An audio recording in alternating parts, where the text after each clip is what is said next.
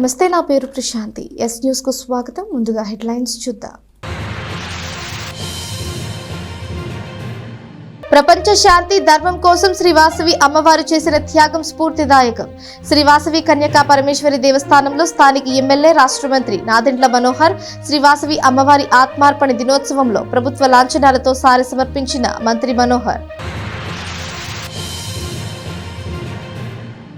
ఆదర్శ sub collector వి సంజన సింహ విధి నిర్వహణలో పరిపాలన దక్షత, మానవీయతతో పనిచేసిన అధికారిని పదోన్నతిపై బదిలీపై వెళుతున్న సబ్ కలెక్టర్ సంజన సింహ వీడ్కోలు, అభినందన సభలో అధికారులు. అంగలు కుదురులోని దాసుకుటి ఆధ్వర్యంలో తెనాలిలో శ్రీ సీతారాముల ఊరేగింపు, శ్రీ వాసుదాస స్వామి జయంతి సందర్భంగా నిర్వహణ. ప్రపంచ శాంతి ధర్మం కోసం శ్రీ వాసవి అమ్మవారు చేసిన త్యాగం స్ఫూర్తిదాయకమని రాష్ట్ర పౌర సరఫరాల శాఖ మంత్రి నాదెండ్ల మనోహర్ అన్నారు. శ్రీ వాసవి అమ్మవారి ఆత్మార్పణ దినోత్సవానికి హాజరైన మంత్రి అధికారిక లాంఛనాలతో చీరాసారి సమర్పించారు. స్థానిక బోసురోడ్డులోని శ్రీ వాసవి కన్యకా పరమేశ్వరి అమ్మవారి దేవస్థానంలో మంగళవారం అమ్మవారి ఆత్మార్పణ దినోత్సవం ఘనంగా నిర్వహించారు. ఉదయం 5:30 గంటలకు అమ్మవారి సుప్రభాతంతో కార్యక్రమాలను ఆరంభించారు. తదుపరి మంగళ వాయిద్యాలతో బిందె తీర్థం ఇచ్చారు. దేవస్థానం కమిటీ సభ్యులు వైశ్య పతాకాన్ని ఆవిష్కరించారు. విఘ్నేశ్వర పూజ, పుణ్యహవాచనం, తదుపరి 102 గోత్రాల ఆర్య వైశ్య కన్యలచే పురవీధుల్లో శోభయాత్రను ఘనంగా నిర్వహించారు. ఆ సందర్భంగా స్థానిక ఎమ్మెల్యే, రాష్ట్ర పౌర సరఫరాల శాఖ మంత్రి నాదెండ్ల మనోహర్ ఆలయాన్ని సందర్శించారు. అమ్మవారి ఆత్మార్పణ దినోత్సవాన్ని రాష్ట్ర ప్రభుత్వం అధికారికంగా జరుపుతామని ప్రకటించిన నేపథ్యంలో మంత్రి మనోహర్ రాష్ట్ర ప్రభుత్వం తరపున శ్రీ వాసవి కన్యకా పరమేశ్వరి అమ్మవారికి పట్టు వస్త్రాలను సమర్పించారు. దేవస్థాన కమిటీ సభ్యులు, అర్చకులు మంత్రి నాదెండ్లకు పూర్ణ కుంభంతో స్వాగతం పలికారు. అమ్మవారిని దర్శించుకుని ప్రత్యేక పూజల అనంతరం దేవస్థాన వెబ్సైట్ను మంత్రి మనోహర్ ప్రారంభించారు. అనంతరం మీడియాతో మాట్లాడుతూ ప్రపంచ శాంతి ధర్మం కోసం శ్రీ వాసవి అమ్మవారు చేసిన త్యాగ స్ఫూర్తిదాయకమని అన్నారు. ఎన్నికల ముందు ఇచ్చిన హామీ మేరకు శ్రీ వాసవి అమ్మవారి ఆత్మార్పణ దినోత్సవాన్ని రాష్ట్ర ప్రభుత్వం అధికారికంగా నిర్వహిస్తుందని అన్నారు. తెనాలిలో శ్రీ వాసవి అమ్మవారి దేవస్థానానికి ప్రత్యేక చరిత్ర ఉందన్నారు. ఆర్యవైశ్య సభ్యులు అందరూ కలిసికట్టుగా దేవస్థానం అభివృద్ధికి కృషి చేయాలని సూచించారు. కార్యక్రమంలో మండల tahsildar KV Gopalakrishna, municipal commissioner G Appala Ramanaidu, double horse మినపకుళ్ళు అధినేత మునగాల మోహన్ శ్యాంప్రసాద్, ఉప్పల వరదరాజులు, విజయవాడ శ్రీ కనకదుర్గ ఆలయ పాలకవర్గ సభ్యుడు తోటకూర వెంకటరమణారావు, ఆర్యవైశ్య ప్రముఖులు పాల్గొన్నారు. ప్రపంచ శాంతి కోసం, ధర్మాన్ని కాపాడడం కోసం అమ్మవారు చేసిన త్యాగం మనందరం గుర్తించుకోవడమే కాకుండా మన కల్చర్లోనూ, మన భావాల్లోనూ ఆ భావన వచ్చే విధంగా స్థానికంగా ఉన్న మన ఆర్యవైశ్య పెద్దలందరూ కూడా మన ఆలయంలో చేస్తున్న కార్యక్రమాలు, రాష్ట్ర ప్రభుత్వం కూడా గౌరవ ముఖ్యమంత్రి గారు చంద్రబాబు నాయుడు గారు, అదేవిధంగా గౌరవ ఉప ముఖ్యమంత్రి గారు పవన్ కళ్యాణ్ గారు ఎన్నికలకు ముందప్పటి నుంచి కూడా ఇచ్చిన మాట మేరకు ఒక ప్రత్యేక గుర్తింపు ఉండాలి అనే ఉద్దేశంతో ఇది ప్రభుత్వ లాంఛనాలతో చేయాల్సిన కార్యక్రమం అని ఈ రోజున ప్రత్యేకంగా రాష్ట్ర వ్యాప్తంగా జరుపుకున్న సందర్భం మనందరం కూడా గర్వపడే విధంగా నిర్వహించుకున్నాం. మనస్ఫూర్తిగా పెద్దలందరినీ, శ్యామ్ గారిని, తదితర బోర్డు మెంబర్లందరినీ కూడా నేను మనస్ఫూర్తిగా అభినందిస్తున్నాను. చక్కటి ఏర్పాట్లు చేశారు. భావితరాలకు ఉపయోగపడే విధంగా మన ప్రాంతంలో తెనాలికి ఉన్న ప్రత్యేకతని, అమ్మవారి ఆశీస్సులతోటి ఈ ప్రాంత ప్రజలందరూ కూడా సంతోషంతో ఉండాలి, ఎంతో సాధించుకోవాలి. మనందరం కూడా ఏ విధంగా త్యాగాల కోసం సిద్ధమై అందరినీ కదిలిచ్చారో ఆ అమ్మవారి త్యాగాలు ఈరోజు మన అందరం కూడా గుర్తుపెట్టుకుని ఆ స్ఫూర్తిని మన సమాజాని కోసం ఉపయోగపడే విధంగా కమ్యూనిటీలో ఉన్న పెద్దలందరూ కూడా కలిసికట్టుగా చేస్తున్న ఈ కార్యక్రమాన్ని ఆదర్శవంతంగా ప్రతి ఒక్కరు తీసుకోవాలని మనస్ఫూర్తిగా. ఈరోజు వాసవి కన్యకా పరమేశ్వరి అమ్మవారి ఆత్మార్పణ దినోత్సవం. ప్రభుత్వం వారు ఈ పండగని ప్రభుత్వ పండగగా దీన్ని అధికారికంగా పండగగా దీన్ని నిర్ణయించి ఈరోజు గౌరవ మినిస్టర్ గారు, ఎంఆర్ఓ గారు, కమిషనర్ అందరూ వచ్చి అమ్మవారికి సారి ఇవ్వటము జరిగింది. ఈరోజు ముఖ్య ఉద్దేశము అమ్మవారి ఆత్మార్పణ దినోత్సవం అంటే త్యాగం. ఈ త్యాగాన్ని ప్రభుత్వం వారు గుర్తించి ఈ త్యాగ ఫలితము సొసైటీకి అందరికీ అందాలని చెప్పని ఈ అమ్మవారి పండగని వాళ్ళు అధికారికంగా ప్రకటించారు. ఆర్యవైశ్య ప్రజలందరూ ఈరోజు గుడికి వచ్చి తమ ధర్మాన్ని, తమ కులదేవతని పూజించిన అవసరం ఉంది. సో ఈ త్యాగము ఏదైతే ఉందో అమ్మవారి త్యాగము, మీరందరూ సొసైటీకి ఆ త్యాగ ఫలితాన్ని వారు ఏ విధంగా ఉంటారో అని చెప్పి అందరికీ తెలియజేయడం జరిగింది. తెనాలి ప్రజలందరికీ ఈ తెనాలి వాసవి దేవస్థానము మా ఊరు కాపాడుతుందని చెప్పని అందరూ భావిస్తారు. అది ఈ గుడి యొక్క ప్రాముఖ్యం. సో ఓన్లీ ఆర్యవైశ్యులే కాక చాలా ప్రజలందరూ ఈ గుడికి వచ్చి అమ్మవారి భక్తితో కొలుస్తారు. ఈ అమ్మవారికి పిలవంగానే పలుకుతుందని చెప్పని ఒక నమ్మకం ఉంది ధ్యాన ప్రజలందరికీ. సో ధ్యాన ప్రజలందరికీ ఈరోజు విధి నిర్వహణలో అందరి ఆదరాభిమానాలను పొందిన సబ్ కలెక్టర్ వి సంజన సింహ భవిష్యత్తులో మరిన్ని ఉన్నత పదవులు చేపట్టాలని తెనాలిలో జరిగిన వీడ్కోలు అభినందన సభలో వక్తలు ఆకాంక్షించారు. తెనాలి డివిజన్ సబ్ కలెక్టర్ వి సంజన సింహ పల్నాడు జిల్లా జాయింట్ కలెక్టర్గా పదోన్నతిపై బదిలీ అయిన సందర్భంగా వీడ్కోలు అభినందన సభను సోమవారం రాత్రి తెనాలి రామకృష్ణ కవి కళాక్షేత్రంలో ఘనంగా నిర్వహించారు. సభకు తెనాలి మండల తహసీల్దార్ కెవి గోపాలకృష్ణ అధ్యక్షత వహించారు. D3 శారద సర్వీస్ సొసైటీ వ్యవస్థాపకులు డాక్టర్ డి శారద మాట్లాడుతూ సమస్యలను సావధానంగా వినగలిగిన ఓర్పు సబ్ కలెక్టర్ సంజన సింహలో తాను గమనించానని చెప్పారు. ఓర్పుగా వినగలగటం, త్వరితగతిన పరిష్కారానికి కృషి చేయటం తన నైజమని చెబుతూ ఇన్ని మంచి లక్షణాలు ఉన్న ఉత్తమ అధికారిని భవిష్యత్తులో మరిన్ని ఉన్నత పదవులను చేపట్టాలని ఆకాంక్షించారు. Red cross chairperson Mommaneni Bhanumathi తన ప్రసంగంలో రెడ్ క్రాస్కు సంబంధించిన అంశాల్లో సబ్ కలెక్టర్ సత్వరం స్పందించేవారని గుర్తు చేసుకున్నారు. ఏపీ రెవెన్యూ ఉద్యోగుల సంఘం జిల్లా అధ్యక్షుడు కిరణ్ కుమార్ మాట్లాడుతూ తెనాలి డివిజన్లో రెవెన్యూ ఉద్యోగుల సమస్యలు పెద్దగా ఉండకపోవడానికి సంజన సింహ చొరవే కారణమన్నారు. తెనాలి తహసీల్దార్ కెవి గోపాలకృష్ణ మాట్లాడుతూ డివిజన్ పరిధిలోని తహసీల్దార్లు రెవెన్యూ సిబ్బందిని సబ్ కలెక్టర్ కుటుంబ సభ్యుల్లా ఆదరించారని అన్నారు. వ్యభిచారం నిర్వహిస్తున్న ఓ ఇంటిని ఇమ్మోరల్ ట్రాఫికింగ్ చట్టం కింద సబ్ కలెక్టర్ ఏడాది పాటు సీజ్ చేశారని గుర్తు చేస్తూ ఏపీలో ఈ తరహాలో ఇంటిని సీజ్ చేయడం ఇదే ప్రథమం అన్నారు. Municipal commissioner J Rama Appalanaidu, Tenali జిల్లా ప్రభుత్వ ఆసుపత్రి సూపరింటెండెంట్ డాక్టర్ సౌభాగ్యవాణి తమ ప్రసంగాల్లో సబ్ కలెక్టర్ వ్యక్తిత్వం, పరిపాలన దక్షతను కొనియాడారు. కొల్లిపర మండలం తహసీల్దార్ సిద్ధార్థ, దుగ్గిరాల తహసీల్దార్ సునీత, మంగళగిరి తహసీల్దార్ దినేష్ కుమార్, తాడేపల్లి, చేబ్రోలు, కాకుమాన్ తహసీల్దార్లు, గృహ నిర్మాణ సంస్థ Tenali executive engineer Bhaskar, sub collector కార్యాలయ ఏవో శ్రీధర్ బాబు, ఐఓఎస్ పార్థసారథి, తెనాలి ఎంపీడీ వాతోట దీప్తి మాట్లాడారు. ఈ సభలో సబ్ కలెక్టర్ సంజన సింహ, శ్రీహర్ష దంపతులను ఘనంగా సత్కరించారు. తనకు జరిగిన సత్కారానికి సంజన సింహ కృతజ్ఞతలు తెలియజేశారు. సిచ్యువేషన్ వచ్చినప్పుడు మేడం దగ్గర కూర్చొని మాట్లాడితే ఒక మదర్లీ ఆ ఫీలింగ్ కలిగింది ఒకరోజు. అంటే నిజం మన ఇంట్లో వాళ్ళతో కష్టం వస్తే ఎలా మాట్లాడతామో అలా కూడా అనిపించింది సార్ మేడంతో. నిజంగానే మరి రేపటి నుంచి మేము కొంచెం మా తెనాలి డివిజన్ తహసీల్దార్లు కానీ మా రెవెన్యూ సిబ్బంది కొంచెం అనాథలుగా మారతామేమో అనిపిస్తుంది సార్. భయపెట్టడం కాదమ్మా, నిజమే. ఎవరో ఒకరు మరి చెయ్యండి నడిపించాలిగా. వాస్తవంగా చెప్పాలంటే మరి జిల్లాలో మా డిస్ట్రిక్ట్ రెవెన్యూ ఆఫీసర్ గారు ఉన్నారు. నెక్స్ట్ వారే మా చెయ్యండి ఇచ్చి మమ్మల్ని నడిపిస్తారని భావిస్తున్నాం. మాకు ఇష్టమైన, ఎందుకంటే మనం చాలామంది ఆఫీసర్లతో, మన కొలీగ్స్ చాలామంది ఉంటారు, అందరితో కలిసి పనిచేస్తాం. వారిలో మనకు నచ్చిన వాళ్ళు చాలా తక్కువ మంది ఉంటారు. చాలా సింగిల్ డిజిట్ లేదా మహా అంటే డబుల్ డిజిట్లో ఉంటారు. వారిలో సబ్ కలెక్టర్ గారు ఒకరు. ఎందుకంటే ఆ సింప్లిసిటీ కాకుండా మనతో డిస్కషన్, మనం ఏదైనా ఒక సబ్జెక్ట్ వచ్చినప్పుడు మేడం గారు వెంటనే దాన్ని ఇంప్లిమెంట్ చేసేది.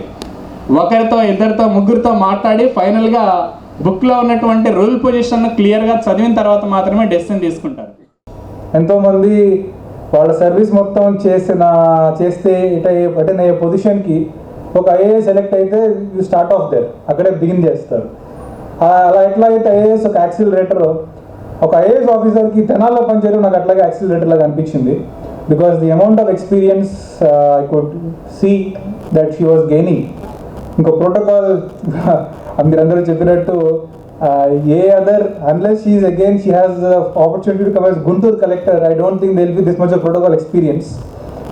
సో కెరియర్ బిగినింగ్లోనే ఒక prime minister events she had done, I think 2 prime minister events. President of India ఎయిమ్స్కి వచ్చినప్పుడు ఇంకా chief minister visits are innumerable. So I used to wonder, sub collector Tenali and RDO Guntur వీళ్ళిద్దరికి బ్లెస్సింగా లేకపోతే blessing అర్థమయ్యేది కాదు నాకు చాలాసార్లు. So the amount of protocol that he had done, I think I used to call the protocol expert.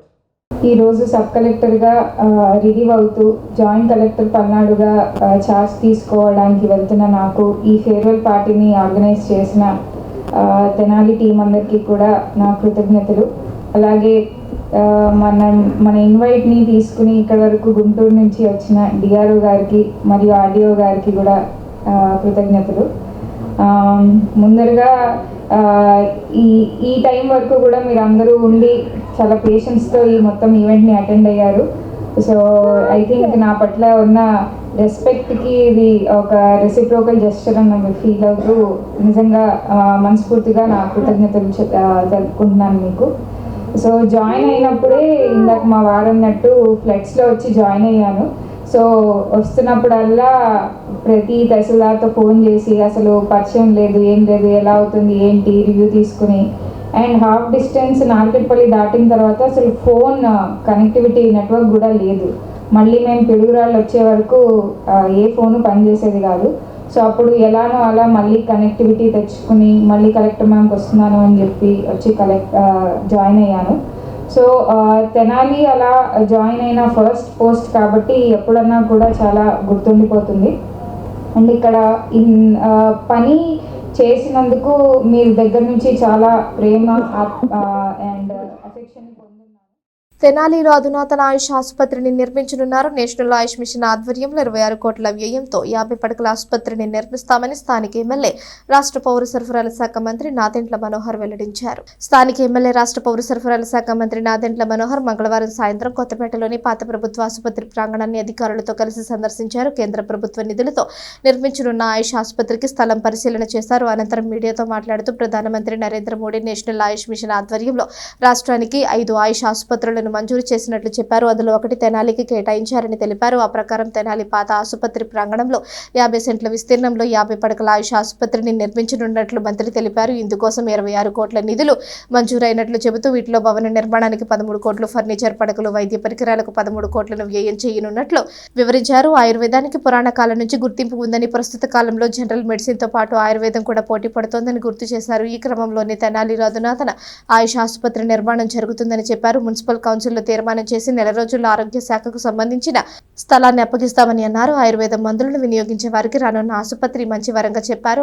భావితరాలకు ఉపయోగపడేలాగా ల్యాబొరేటరీని, nursing కాలేజ్ని ఏర్పాటు చేసే మంచి ఆలోచన చేస్తున్నట్లు మంత్రి మనోహర్ చెప్పారు. కార్యక్రమంలో మున్సిపల్ కమిషనర్ జె రామాపలనాయుడు, మండల tahsildar KV Gopalakrishna, assistant city planner V Vani, municipal engineering సిబ్బంది, Tenali DSP V Janardhan Rao, 1 town 2 town సిఐలు వి మల్లికార్జునరావు, రాములు నాయక్, జనసేన పార్టీ నాయకులు తోటకూర వెంకటరమణరావు, ఇస్మాయిల్ బేగ్, బండారు రవికాంత్, హరిదాసు, గౌరీశంకర్ పాల్గొన్నారు.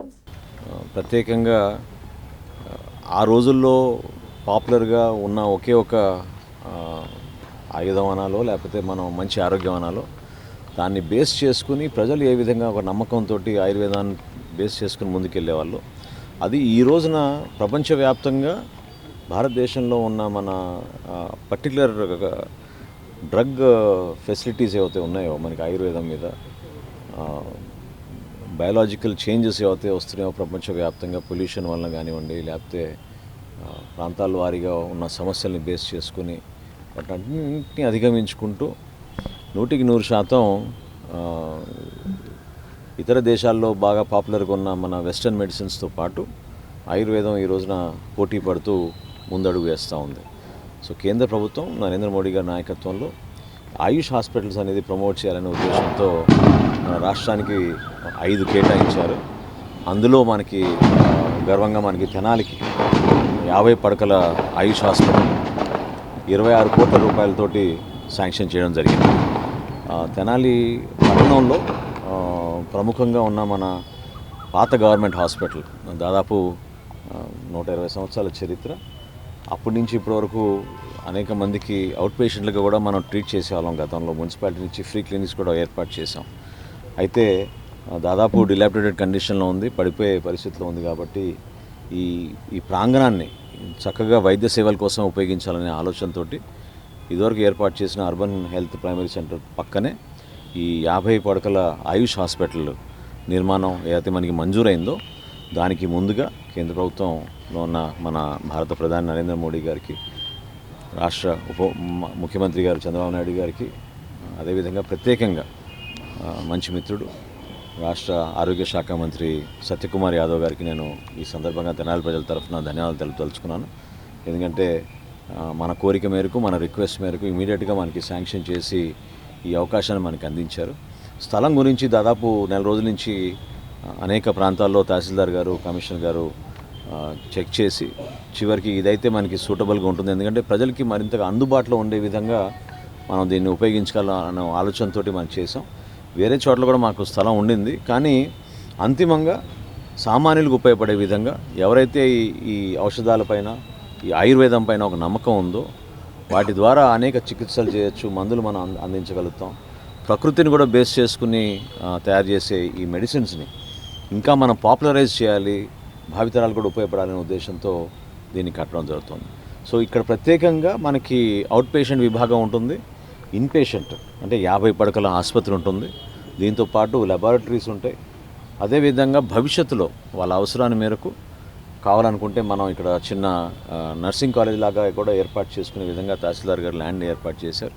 సో ఎక్కువ అంతస్తులతోటి మనం నిర్మాణం చేసుకోవడానికి ఆ వెసులుబాటు కూడా కల్పించే విధంగా సుమారు 50 సెంట్ల భూమి మనం ఆరోగ్య శాఖకి అప్పచెప్తే వితిన్ 1 మంత్ కౌన్సిల్లో కూడా తీర్మానం చేసుకొని దీన్ని ప్రతిపాదించిన తర్వాత అందరి ఆమోదంతో తప్పకుండా మనకి తెనాలిలో ఒక అద్భుతమైన ఆయుష్ హాస్పిటల్ 50 పడకల ఆసుపత్రి మనం తెనాలి పట్టణం మధ్యలోనే మనం ఏర్పాటు చేసుకోవడం అనేది నిజంగా మనందరికీ ఒక మంచి అదృష్టంగా నేను భావిస్తున్నాను. ప్రజలందరూ కూడా దీన్ని మనస్ఫూర్తిగా ఒక మంచి ఉద్దేశంతో చేసే కార్యక్రమం ప్రభుత్వం. సో మోడర్న్ మెడిసిన్తో పాటు ఎప్పటి నుంచో ఉన్న మన ఆయుర్వేద మెడిసిన్ని మరొకసారి ప్రజలకి అందుబాటులో తీసుకొచ్చే విధంగా కేంద్ర రాష్ట్ర ప్రభుత్వాలు చేస్తున్న కార్యక్రమానికి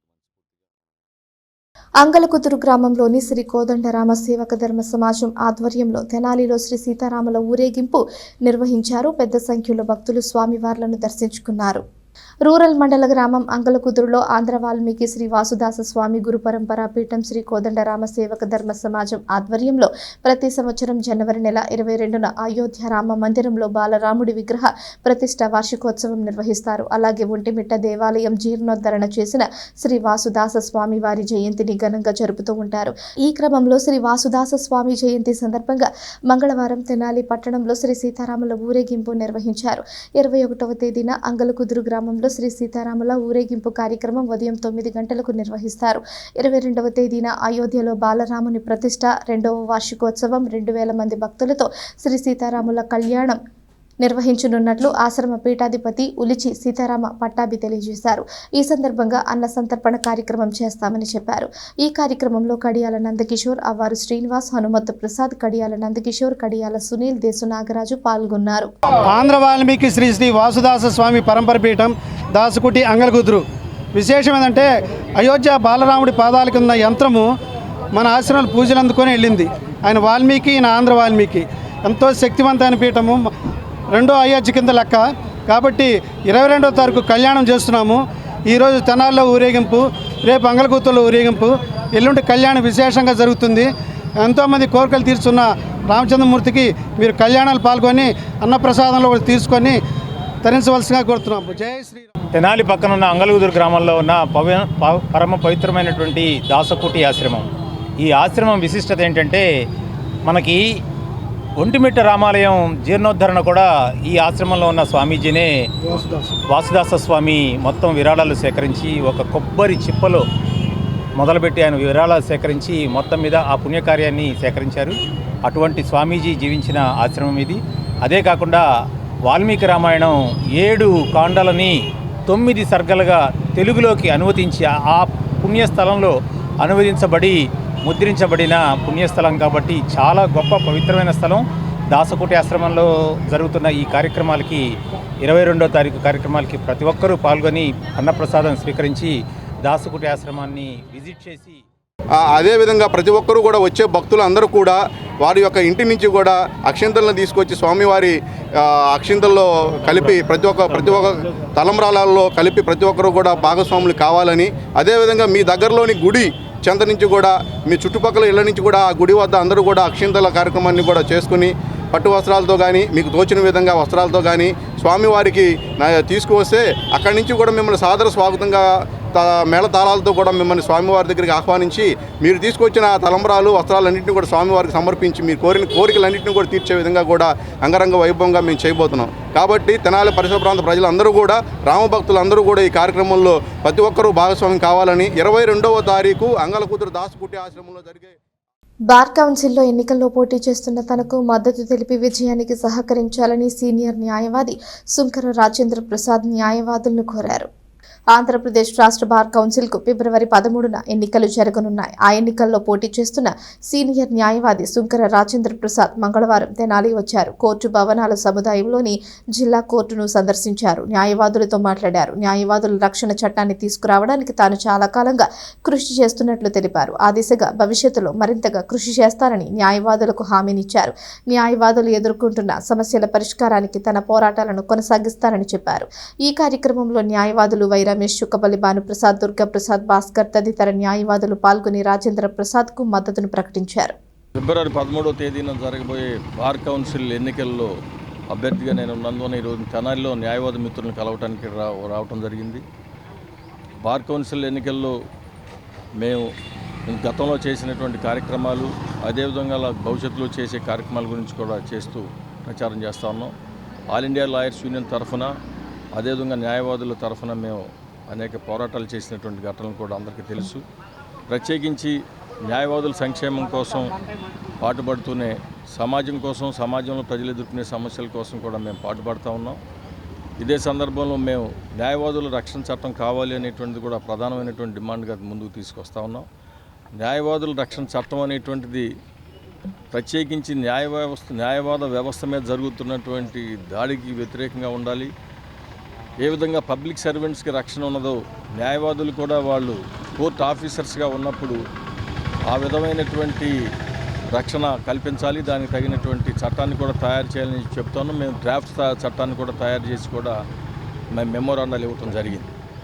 ఎందుకంటే ఏదో క్లయింట్స్కి న్యాయవాదులకు జరిగే కొన్ని ఘటనలను ఆధారం చేసుకుని అదే చట్టంగా కాకుండా ఉండాలని, ప్రత్యేకించి వృత్తి ధర్మాన్ని పాటించేటప్పుడు, వృత్తి నియమాలను పాటించి వృత్తి చేసేటప్పుడు ఇతర వ్యవస్థల నుంచి వచ్చేటువంటి దాడులను కూడా నివారించేదానికోసం, ఆ దాడుల నుంచి రక్షణ కోసం కూడా న్యాయవాదుల రక్షణ చట్టం కావాలి అనేటువంటి కూడా మేము డిమాండ్ చేస్తూ ఉన్నాం.